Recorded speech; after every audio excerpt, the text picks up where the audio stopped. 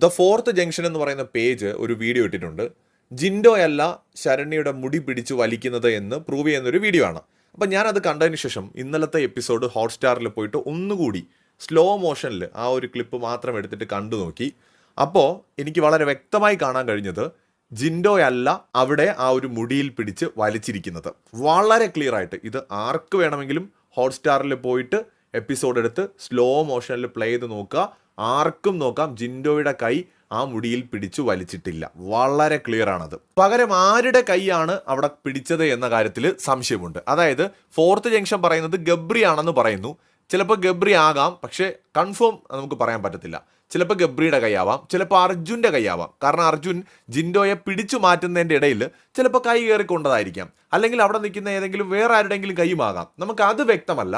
പക്ഷേ ജിൻഡോയല്ല എന്ന് കാണാം. കാരണം ഇവരെല്ലാവരും കൂടെ പിടിച്ചു മാറ്റുമ്പോൾ ജിൻഡോയുടെ കൈ ഇപ്പുറത്തിരിക്കുകയാണ്.